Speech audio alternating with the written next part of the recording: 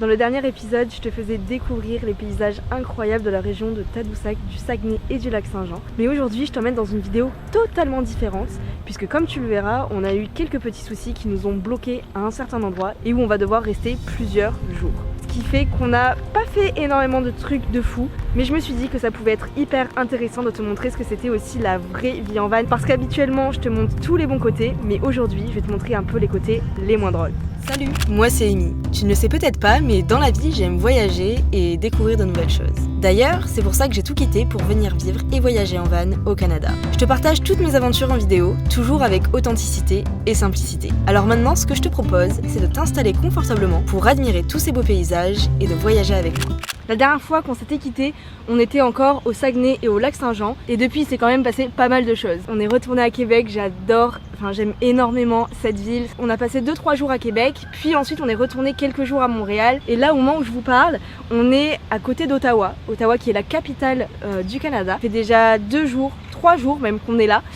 Honnêtement ça nous fait bizarre, on kiffe pas trop ça. On est là quelques jours et c'est vrai qu'on commence à trouver le temps long et voilà, on n'est pas forcément dans un spot de rêve. Le soir il y a grave de moustiques, c'est pas très agréable. On va profiter du coup de ce temps là pour réviser la voiture, sachant que vous savez, dans l'épisode précédent on a eu quelques petits problèmes et on continue d'en avoir. Rien de grave bien sûr, mais là il faut qu'on fasse la vidange avant de continuer la route. Et il faut aussi, la deuxième chose très importante à faire, c'est qu'on fasse une inspection. Vu qu'il n'y a pas de contrôle technique ici au Québec, en fait l'inspection elle va nous permettre de voir s'il y a des petites choses à réparer. Ça va nous permettre en fait d'anticiper et de savoir un petit peu l'état de la voiture, chose qu'on aurait dû faire au moment de l'achat, mais on l'a pas fait. Donc voilà, on a rendez-vous aujourd'hui là dans 1 heure pour aller faire ça, la vidange et l'inspection, en espérant que tout se passe bien. Mais il y a une autre chose qu'on va devoir faire dans les prochaines semaines, et ça nous fait vraiment pas rire, c'est la courroie de distribution. La courroie de distribution, c'est une chose à laquelle on aurait dû penser avant d'acheter le van, ou au moment de l'acheter et se renseigner.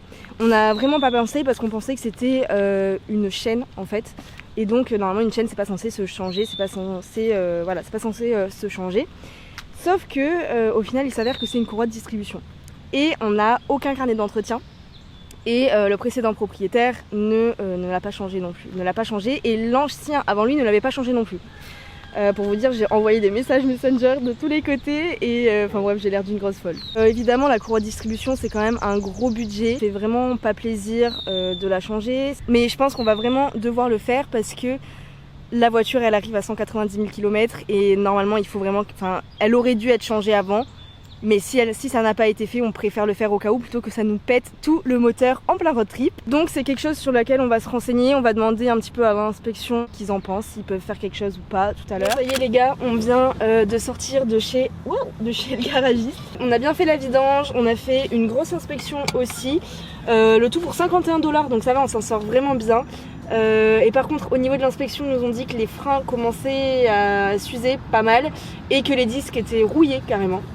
Donc ça en fait la rouille c'est un gros problème qu'il y a au Québec puisqu'il sale en hiver les routes et du coup en fait c'est ça qui abîme vraiment les véhicules ici. Et autre nouvelle aussi, c'est que effectivement la courroie de distribution n'a jamais été changée. Et en fait je comprends pas comment c'est possible que les gens aient gardé leur véhicule si longtemps sans jamais changer la courroie.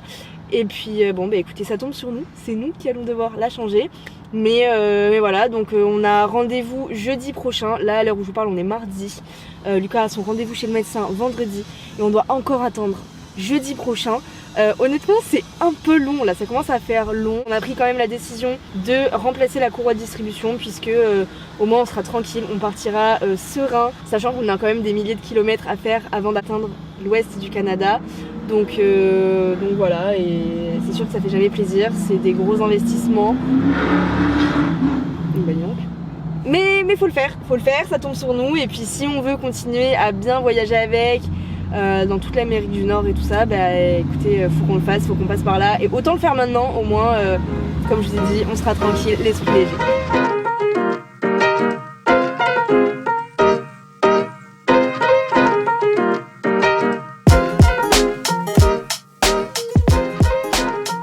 On s'est posé au lac Lémy. On a découvert en tapant sur internet un petit peu ce qu'il y avait à faire aux alentours. et on est tombé sur un petit lac hyper mignon, hyper sympa où il n'y a pas grand monde. Du coup bon, j'ai pas vlogué tout à l'heure mais on s'est posé au bord de l'eau. Déjà il y avait plein de libellules, l'eau était plutôt bonne, on s'est pas baigné mais on a trempé un petit peu les pieds, un petit peu les jambes et c'était vraiment cool, ça nous a fait vraiment du bien de se poser au soleil. J'ai carrément sorti le haut de maillot de bain, pas le bas mais au moins le haut. Et j'espère que j'ai pris des couleurs. C'était vraiment sympa ces 2 heures passées ici. Maintenant on s'est réhabillé et on va aller marcher au bord du lac parce que ça a l'air vraiment sympa. C'est un truc de fou comme il y a vraiment beaucoup d'eau à cause de la fonte des glaces. Je vais vous montrer. Normalement ici c'est une piste cyclable et voilà, on marche vraiment au bord de l'eau, voire même sur l'eau en fait. Donc écoutez, j'essaie de marcher doucement pour pas m'en mettre partout. Mais c'est impressionnant et on avait rencontré un local aussi quand on était au bord du lac Saint-Jean qui nous a dit que c'est vrai qu'effectivement cette année l'eau avait vraiment augmenté en général dans les lacs ici au Québec à cause de la fonte des glaces. Mais là c'est mort hein Lucas, on passe pas. Regardez, c'est un truc de fou, on passe pas du tout. On rebrousse chemin. C'est un truc de fou. C'est un truc de fou. Parce que même là vous voyez on est quand même assez loin du lac et il y a de l'eau partout.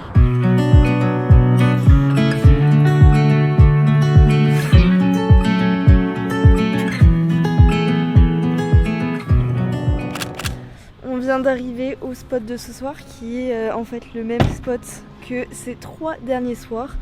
On a essayé d'en trouver un autre à Ottawa mais le spot nous disait rien donc on s'est dit qu'on allait revenir ici. Et voilà, on a peur en fait, on n'aime pas trop ce spot parce qu'il y a grave de moustiques. C'est vraiment chiant, genre c'est pas très agréable. Pas grave parce que derrière à chaque fois il y a un petit coucher de soleil à peu près sympathique.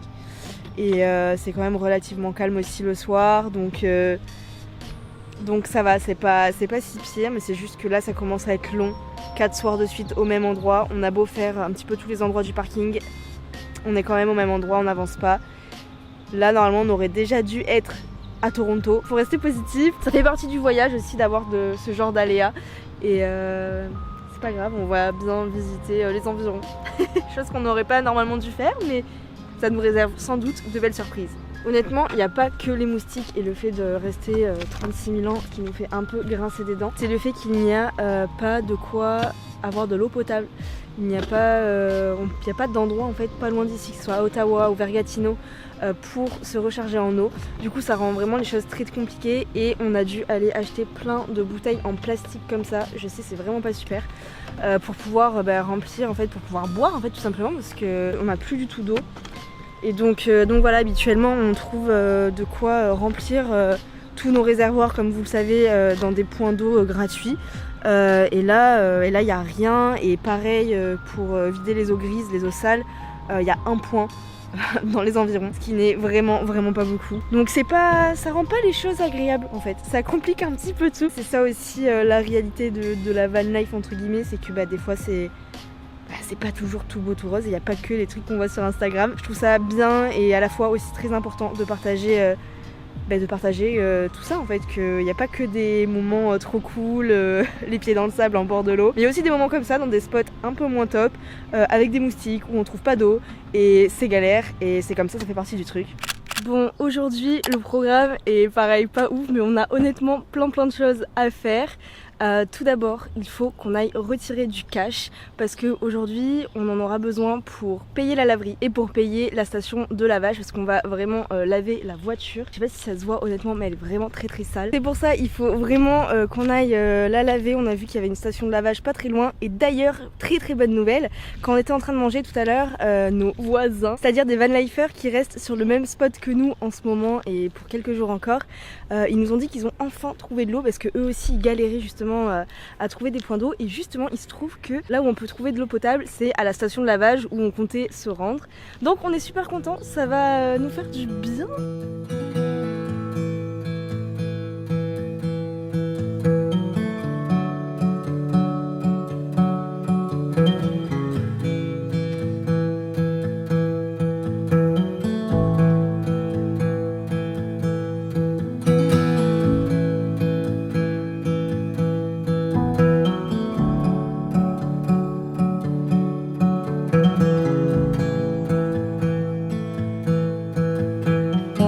vraiment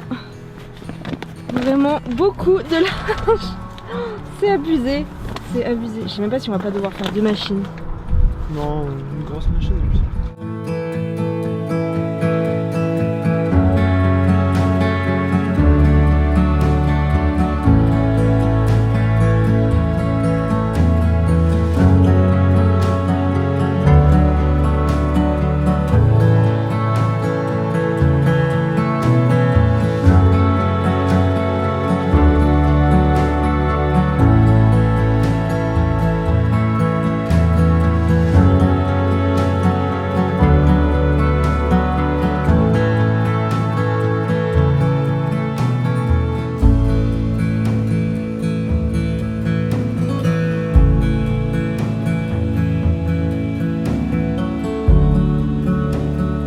La mission buanderie, check, notre linge est propre.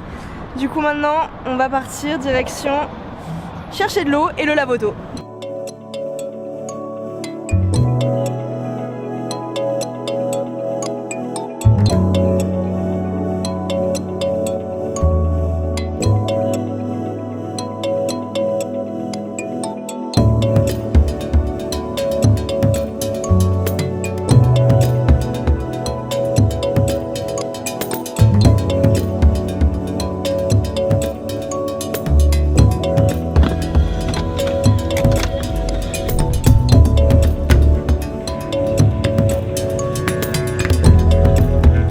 Avant d'aller remplir les bidons d'eau, on s'arrête d'abord vider les cuves, enfin la cuve en l'occurrence, le bidon, parce qu'on a juste un bidon de grise. Et je vous jure, c'est pas la meilleure tâche à faire, ça sent pas très bon.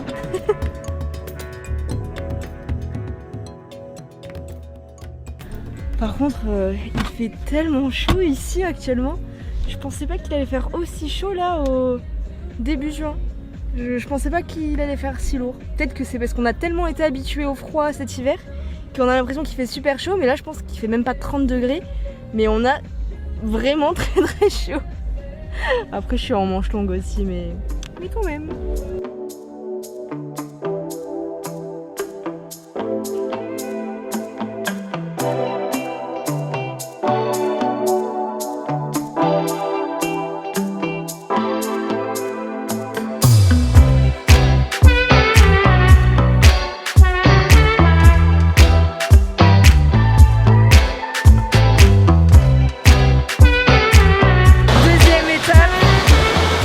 Retour au spot habituel, voilà, c'est un peu chez nous maintenant, j'ai l'impression. Et on doit faire quelque chose, on doit absolument ranger le van parce qu'il est en bordel. Honnêtement, c'est vraiment pas une chose facile de ranger ses vêtements dans un petit van comme ça. C'est même pas un van, c'est un minivan. Moi j'appelle ça vraiment un minivan, c'est une voiture aménagée. C'est vraiment petit, même si c'est quand même une grosse voiture, ça reste assez limité en termes de rangement. Et vu qu'on a toute notre vie dedans, on a toutes nos affaires, enfin presque, on a quand même laissé pas mal de choses en France, mais on a quand même beaucoup de choses. C'est quand même du sport, on va dire, que tout soit bien rangé. Et très souvent, malheureusement, le van est un peu en bordel. Je vais vous montrer un petit peu le système, vous allez comprendre pourquoi je dis que c'est compliqué. C'est parce qu'en fait, tous nos vêtements, la majorité des rangements qu'on a, en fait, c'est sous le canapé, slash banquette, slash ce que vous voulez, slash lit aussi en fait. En gros, pour accéder aux vêtements qui sont là-dessous, il faut soulever ça et du coup, c'est galère. Et en plus, on peut pas le soulever énormément. Vous voyez, genre là, c'est le max et du coup, c'est pas pratique. Vous voyez, c'est hyper galère pour... c'est lourd quoi, du coup, c'est un peu compliqué et je trouve ça vraiment pas pratique du tout. Donc à voir si, je pense que quand on fera un van en France, ce sera pas du tout ce système-là qu'on choisira de toute façon avec Lucas. Il y avait des vannes, le même modèle que nous au niveau voiture, mais avec un aménagement complètement différent, qui avait aussi un lit comme ça, mais plutôt avec un système de tiroir sur rail. Et je pense que c'est beaucoup plus pratique. Enfin honnêtement c'est super chiant de lever, de tenir, bref. Ce sera plutôt un truc comme ça qu'on fera quand on fera notre propre van en France. C'est la fin de cette vidéo, j'espère vraiment qu'elle t'a plu. C'est vrai, c'était pas les paysages les plus fous, c'était pas la vidéo la plus folle de ma chaîne, mais j'avais vraiment envie de profiter de ces quelques jours ici pour te montrer vraiment ce que c'était la vie en van, parce qu'on voit vraiment beaucoup de choses sur Instagram, sur les réseaux en général, mais je trouve ça important aussi de montrer ce que c'est la vraie vie.